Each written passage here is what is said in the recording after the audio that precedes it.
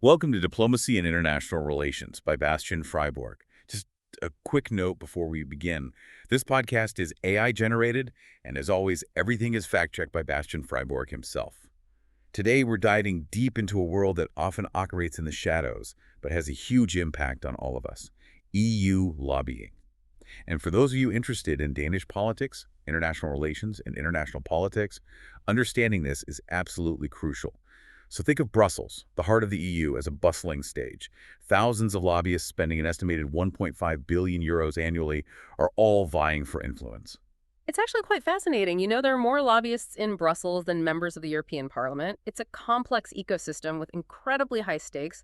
You even have former EU presidents ending up working for giants like Goldman Sachs. That's right, and that's precisely why we're doing this deep dive. We're going to uncover the tactics these unseen forces use. We'll try to identify the major players, and most importantly, we'll understand how this all impacts us, especially in the context of Denmark's role in the EU. Let's start by pulling back the curtain on how EU laws are actually made. Most people probably imagine it's a pretty straightforward process, but in reality, it's far more intricate.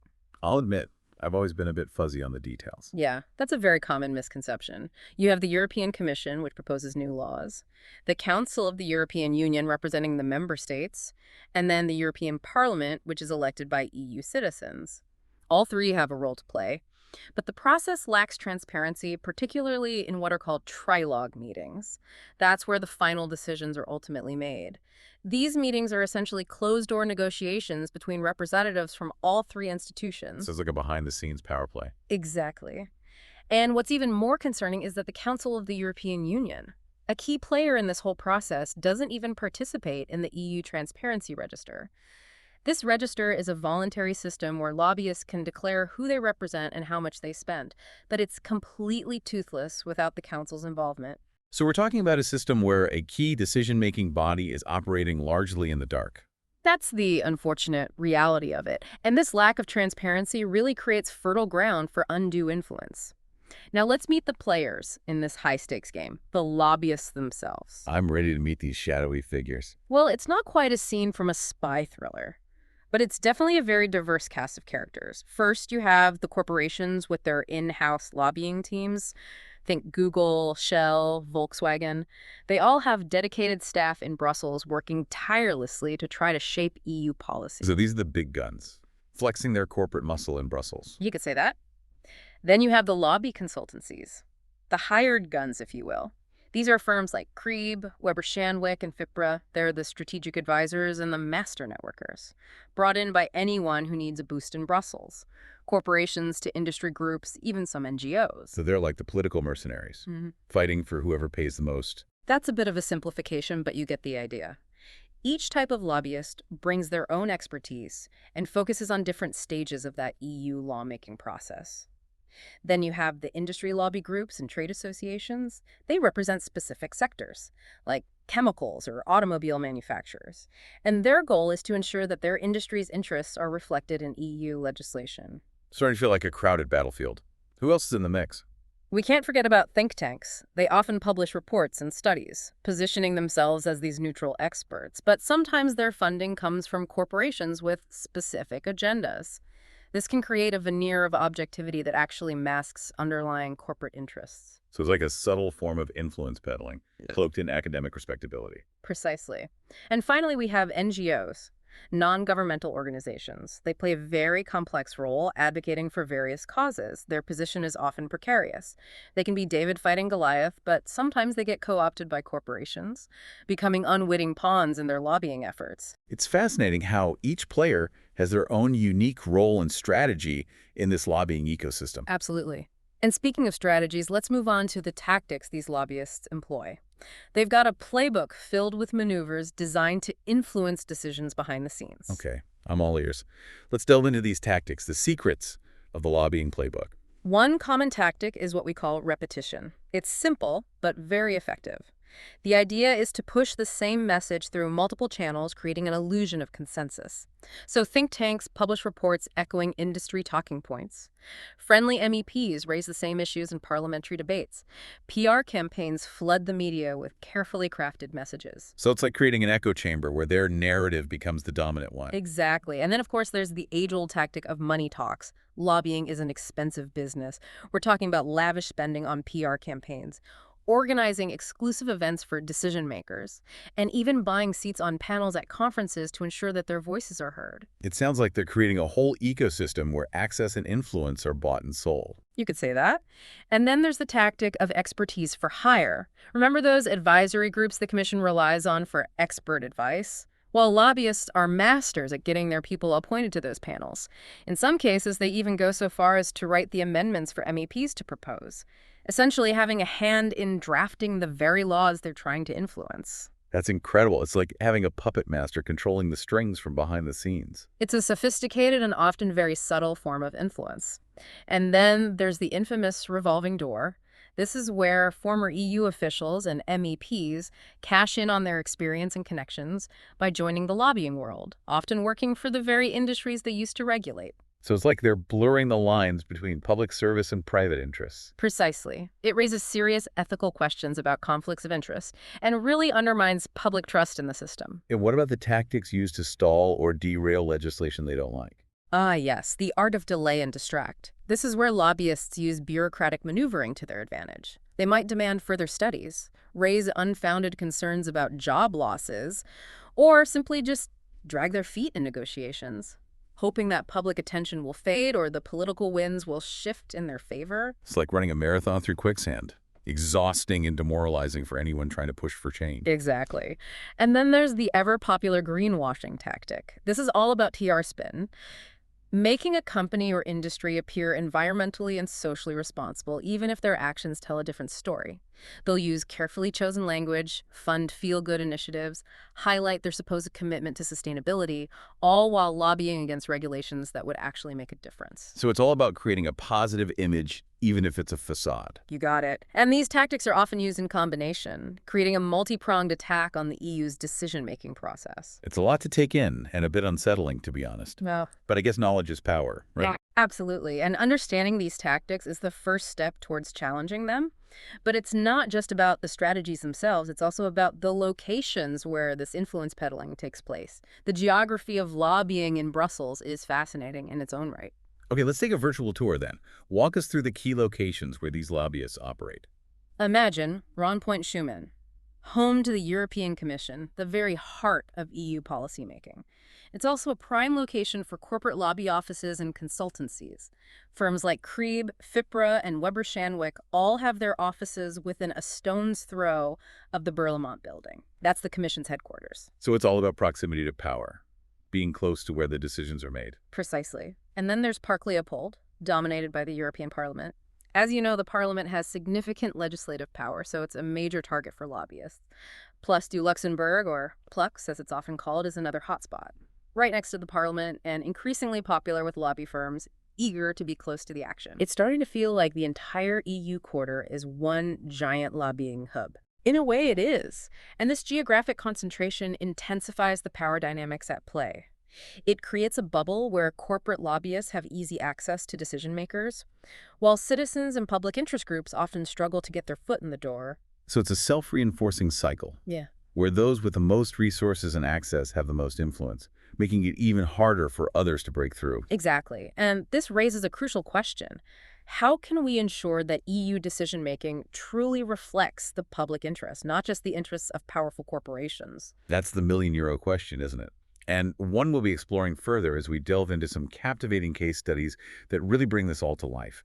These real-world examples will show us the tangible impact of lobbying, and maybe even give us some hope for pushing back against corporate influence. I think these case studies will be particularly insightful, especially for our listeners interested in Danish politics and its intersection with the EU.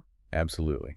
Stay tuned as we delve into some of the most impactful examples of corporate lobbying in the EU. Welcome back. Before we went to the virtual streets of Brussels, we were discussing the various tactics lobbyists employ to influence EU policy, but the real question is, how does all of this impact the lives of everyday citizens? Right. It's easy to get lost in the jargon and forget that these lobbying efforts have real-world consequences. Exactly. Let's look at the Dieselgate scandal. It's a prime example of how corporate lobbying can have a devastating impact on public health and the environment. For those who might not remember, Dieselgate exposed how car manufacturers were cheating on emissions tests. Right. Yes.